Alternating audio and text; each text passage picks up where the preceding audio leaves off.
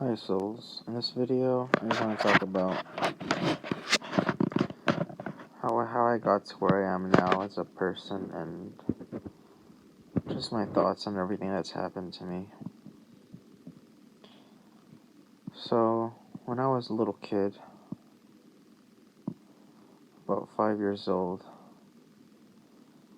the first memories I remember playing soccer and parks, everything was fine. I didn't have any emotional issues at that point, but as I got older, I started getting angry a lot and emotional a lot because I was kind of treated badly, kind of annoyed a lot. I wasn't, I was like bossed around and you can tell I was kind of pushed around a little bit too much by my own family members because they would say this, why aren't you doing this? Just a generic parent or family member, like,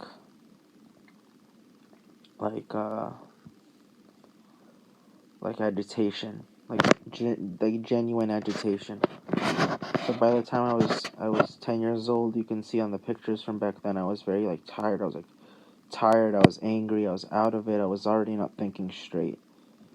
I remember one time when I was around 10 or 11, we were trying to sell cookies or something, and it was within the apartment confines, and it didn't occur to me that I'm not gonna make money within there because I have to step outside, and that's where the real money is, from outside. But anyway, it was I had basically, from all the stress and anxiety and agitation that happened to me, I already became a little bit messed up in the head. I wasn't thinking straight at that point.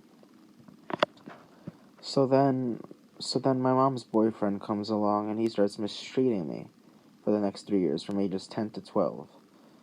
He was making me to do homework until 1 o'clock in the morning. I was agitated. I was terrorized of him. I felt owned and controlled by him. He'd call me a retard, a jackass, lazy, cold-hearted, all this other stuff. And this was already on top of what I already had. And I wasn't responding to it. I wasn't telling anyone because I was too scared, and he made me do so much chores, and I started to feel guilty at what he said, and just terrorized, actually afraid for my, actually afraid, terrorized around him and his presence. So that happened until I was 12 years old. When I was 13 years old, he left. Or when I was 12, he left.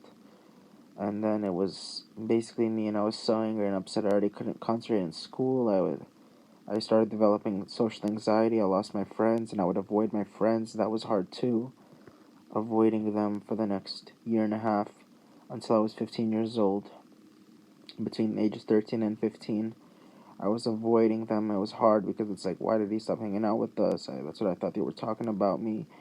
And I was already so fucked up in the head after the abuse that happened to me. I was traumatized. I was scared of people.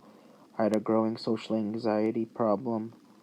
I still had to go to school, and I'm living in the city. Every single day I'm avoiding people. I'm avoiding the people that I knew. So I'm going crazy, and avoiding people is really stressful. And so that happens. That's happening. Finally, I make an entrance back. I kind of solved that issue. And I move in with my dad eventually when I'm 18 years old, or maybe, yeah, about 18 years old, I'd say.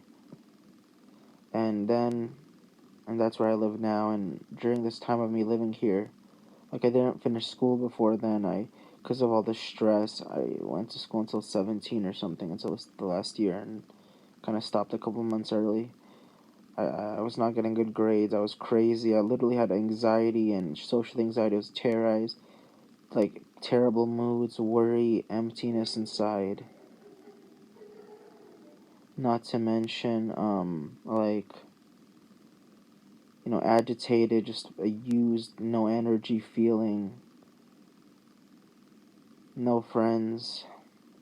And I just basically moved to my dad's house, which is where I've been living for the past 4 years. And here it's been just fine, more or less, compared to that, but compared to the abuse from the child abuser. But You know, still got a lot of agitation going on, and